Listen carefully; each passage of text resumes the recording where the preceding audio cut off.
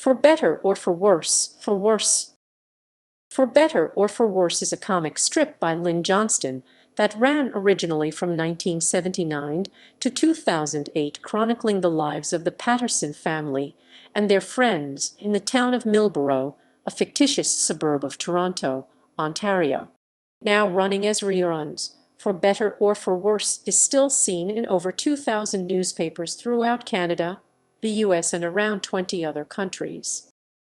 History and background. Johnston's strip began in September 1979 and ended its original daily black and white run on August 30, 2008, with a postscript epilogue as a full-color Sunday strip running the following day. Starting on September 1, 2008, the strip began retelling its original story, using a mixture of straight reruns and retouched strips which featured altered dialogue. This new format, however, was dropped after less than 2 years, and in July 2010, the strip switched entirely to reruns with some minor alterations. The strips seen in papers in 2016 were originally from 1987. A signature element of For Better or for Worse during its original run was that the characters aged in real time. The strip's title is a reference to the marriage service found in the Anglican Book of Common Prayer, as well as in the wedding ceremonies of other faith traditions. To have and to hold from this day forward, for better, for worse, for richer, for poorer, in sickness and in health. Johnston's work on the comic strip earned her a Ubin Award in 1985 and made her a nominated finalist for a Pulitzer Prize in editorial cartooning in 1994. The strip led the Friends of Lulu to add Johnston to the Women Cartoonists Hall of Fame in 2002. In the same year, Will Eisner described For Better or Worse as the best strip around currently, saying it's human, it has humor to it, and good artwork. Characters. Original characters. The strip focuses on a family known as the Pattersons. Ellie Patterson, née Richards, is a stressed woman yet loving wife and mother of 3. Ellie tried night classes, writing columns for a small local paper, and periodically filling in as a dental assistant in John's office before landing a job in a library. Nearing menopause, Ellie was surprised to learn she was pregnant with their daughter, April. After the library job ended, Ellie began working in a bookstore which she and John eventually bought and expanded to include toys and hobby supplies, such as model railroads. She then sold the store to her friend and began retirement. John Patterson, husband to protagonist Ellie, and father. A mild-mannered dentist and loyal family man who is a big kid at heart. Over time, he develops interests in cars and model railroads. Michael Patterson began the strip as a rambunctious preschooler who became a fresh little boy to a sullen teenager and became a good, mature young man. Michael became a freelance writer, married to his childhood crush Dina Sabinski, and father to daughter Meredith and son Robin. Elizabeth Patterson began the strip as a bratty and demanding toddler, to a cute little girl, to an awkward preteen, to a confident and bright young woman. When the original series of strips ended, she was a teacher who had just married her old friend Anthony Kane and became stepmother to his daughter Francois.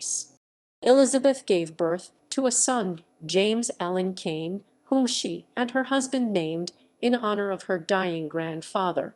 In 1991, a third child was born, April Patterson, so called because she was born on April Fool's Day, 1991.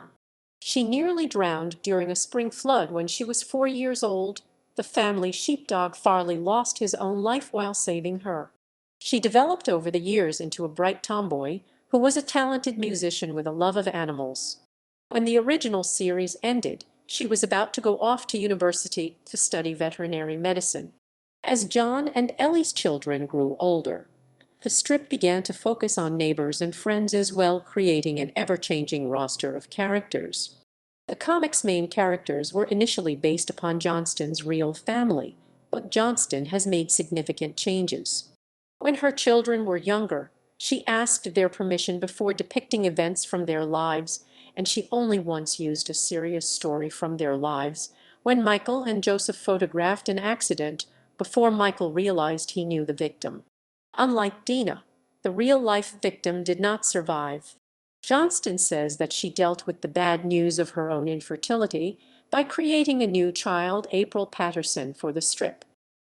Key storylines. The fictional suburban town of Milborough is located near Lake Simcoe. On the For Better or For Worse website, Milborough is described as being about a 45-minute to 1-hour drive from Toronto and resembling Newmarket or Etobicoke, and a location map places the town on Highway 12 near Cannington and Beaverton in the northernmost part of Durham region. The family's house is located on Sharon Park Drive. Otherwise, the Canadian aspects of the strip's story setting is usually presented subtly in details, such as the presence of institutions, such as Canada Post, and practices like the family buying milk in milk bags, a common packaging in Ontario for that grocery item. However, one major exception Johnston indulged in was having Michael take his post-secondary education in the City of London, Ontario, a mid-sized city 300 km west of Toronto. Johnston chose that setting considering a native of the province of Ontario could choose that city with its major educational institutions like Fanshawe College and the University of Western Ontario, while its distance would allow Michael to have some length from his parents, yet still be within driving distance for vacations and summer breaks. Furthermore, Johnston also intended that story turn as partially a prank, anticipating ignorant readers to assume that Michael was studying in the City of London in Britain and enjoying imagining those people being embarrassed when the regional geography is explained to them.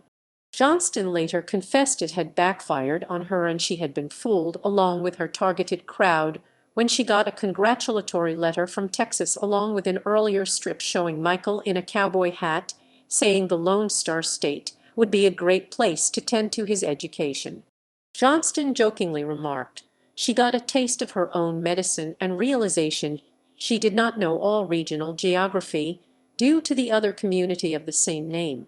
For their part, the citizenry of London, Ontario welcomed their city's inclusion in the strip, including an official welcome from the University of Western Ontario when Michael switched to that institution. In the comic's quarter-century, the strip has featured a variety of storylines as the characters and their friends age. These include Ellie's return to the paid workforce, the last straw, John's midlife crisis, the birth of a friend's six-fingered daughter, keep the home fries burning, Elizabeth wearing glasses, what, me pregnant, friends divorces and relocating to distant towns, the coming out of Michael's best friend Lawrence Poirier, there goes my baby, child abuse perpetrated. The strip has shown a multiracial cast intended to reflect Canada's demographics.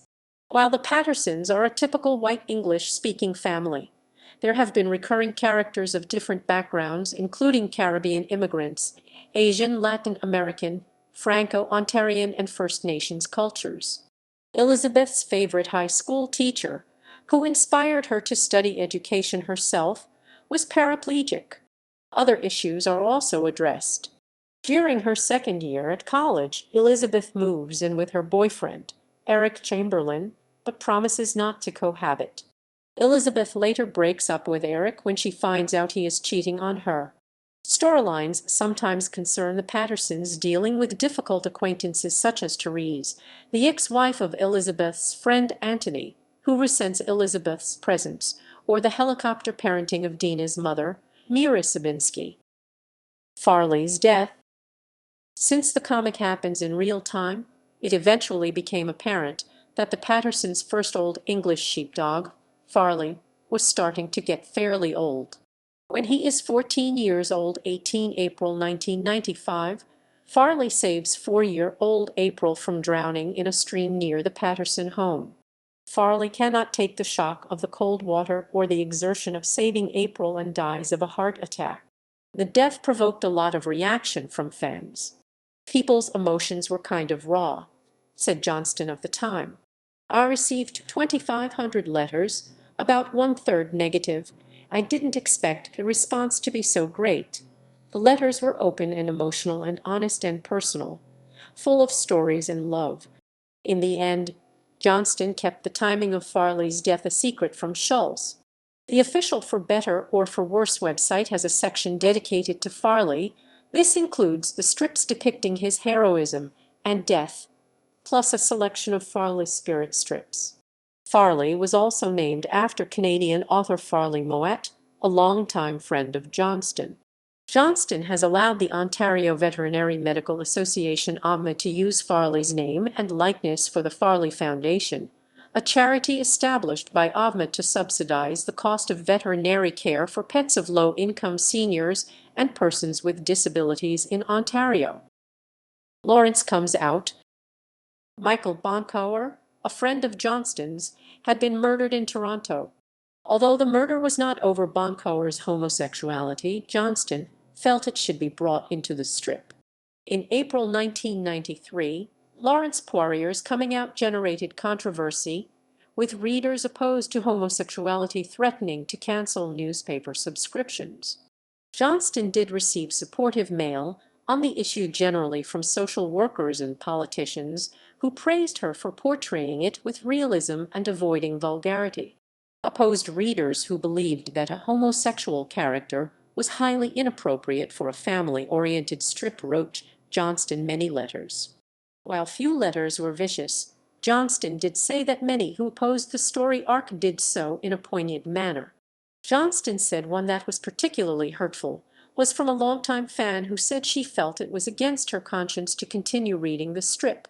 The woman's letter did not have any foul remarks, but the envelope contained returned yellowed FW strips the fan had kept for a long time on her refrigerator. Over 100 newspapers, including New Hampshire's Union Leader, ran replacement strips during this part of the story or canceled the comic altogether. Much more favorable was the article coming out in the comic strips by David Applegate, current editor of the CFA-APA, which ran in Hogan's Alley No. 1. 3 years later, Lawrence introduced his boyfriend, giving rise to another, though smaller, uproar. Explaining her decision to have Lawrence come out as gay, Johnston said that she had found the character, one of Michael's closest friends, gradually harder and harder to bring into the picture. Based on the fact the Pattersons were an average family in an average neighborhood, she felt it only natural to introduce this element in Lawrence's character and have the characters deal with the situation.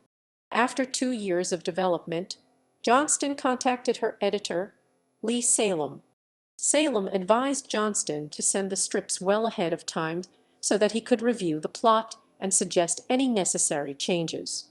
So long as there was no overt or licentious material, and Johnston was fully aware of what she was doing, Universal Press would support the action. Johnston's personal reflections on Lawrence, an excerpt from the comic collection It's the Thought That Counts, are included on the strip's official webpage. One result of the storyline was that Johnston was made a jury-selected nominated finalist for the Pulitzer Prize for editorial cartooning in 1994. The Pulitzer Board said the strip sensitively depicted a youth's disclosure of his homosexuality and its effect on his family and friends.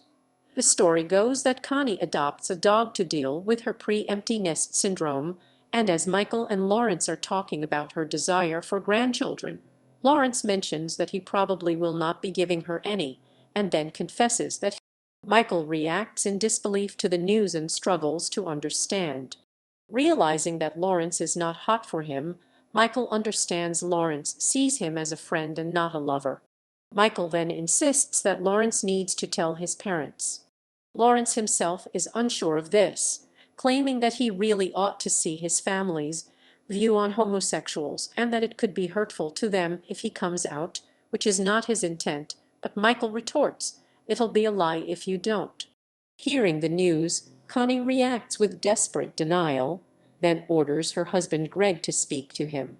Greg throws Lawrence out of the house, challenging him to see if his kind will take care of him the way Connie and Greg have all these years. In the middle of the night, Ellie wakens Michael and tells him to find Lawrence as he was the primary instigator. Connie and Greg fought for hours over Greg's banishment of Lawrence, and now Connie simply wants Lawrence back. Michael locates his friend at a donut shop where they talk until dawn, and Lawrence ultimately returns home welcomed by Connie and an apologetic Greg, who tells Lawrence that he accepts him as long as his son endeavors to be a good man and address life afterward with Quasira Sira. From this, Connie decides to name the new dog Sira. Johnston had originally stated she was going to address the issue once then leave it alone. However, she eventually wrote future story arcs about Lawrence's homosexuality. In 2001, when Michael chose Lawrence to be best man at his wedding to Dina, Johnston ran two sets of comic strips. In the primary storyline, Dina's mother Mira Sabinski objects to having a gay man in the wedding party, while in the alternate storyline, which used the same art but modified the dialogue, she instead objects to the flowers that Lawrence, by this time a professional landscape architect, has given Michael and Dina to decorate the church. The alternate storyline was for newspapers who had not originally published the 1993 debut of Lawrence's homosexuality. In 2007, when she was asked about why she did the storyline, Johnston said, "Because it was such a good story. For me, Lawrence had always been particularly I don't know, gentle, unique, sensitive. It just seemed right. He just always appeared that way to me. Plus, I've had a number of friends who were gay, and what made me decide to do this story was that one of them, Michael Boncour, was murdered. Michael was a wonderful comedy writer for the CBC, and I had known him since we were in about grade 8. And when Michael was murdered, the authorities in Toronto reacted to it in a very cavalier manner, like, well, that's one more of them off the streets." In the end, the young man who took a knife to him following a scuffle over his bicycle was ultimately seen as the victim. His death really prompted that story because I wanted people to know that this young man that you've grown up with for so many years is still the same person. Just because his sexual orientation is suddenly different, he's still the young man who helped you in the garden, helped carry your groceries, and sat with you when you cried at school. Amtagwaki. Amtagwaki is a fictional Ojibwe community in northern Ontario near Lake Nipigon, where Elizabeth Patterson taught from 2004 to 2006. While in school, Elizabeth took a practice teaching job in Garden Village near North Bay.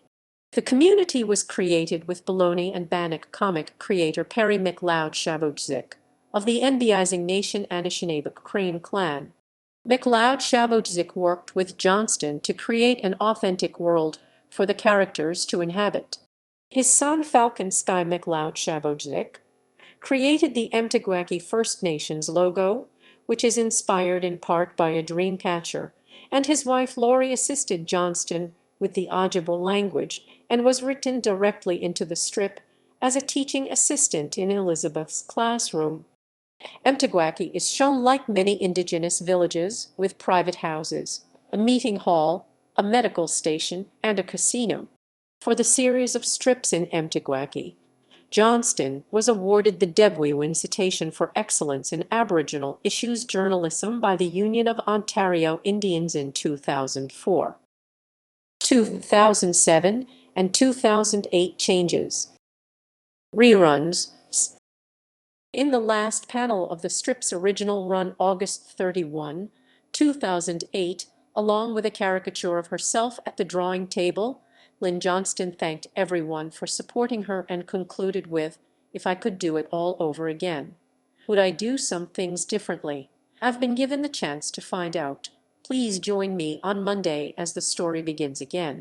The next day, September 1, For Better or for Worse ran as usual, but Michael was once again a small boy, asking his young mother, Ellie, to get him a puppy.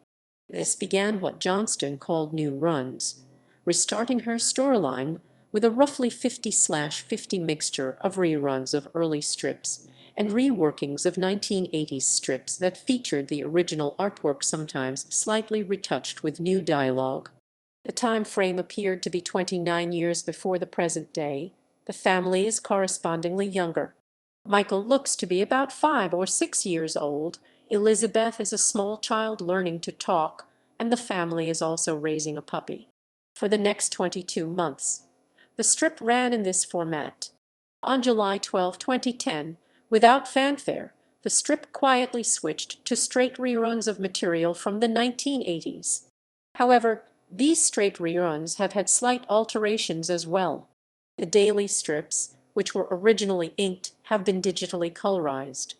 In the December 31, 2012 installment, dialogue that referred to the initial date of publication 1984 was altered, so that the strip was seen to be taking place in the present day. Another slight touch-up to show a present-day timeline is where a child, Michael, invites his friends over to play on a video game console he recently got as a present, and they are seen using a Nintendo Wii. In the original strip, a second-generation video game console was played. Some strips have had altered panels, in particular those dealing with child discipline, because of the increased social and cultural opposition to corporal punishment. Occasionally, in the original strips, Michael or Elizabeth would be spanked. The new strips have modified the artwork to eliminate the device of stars coming out children's butts denoting the after effect of a spanking, or in certain cases, have made a whole new panel to change the punishment to a timeout being made to sit in a corner or light isolation instead of a spanking. Legacy. The strip is perhaps best known for the fact that, unlike most comic strips, it took place more or less in real time for most of its run.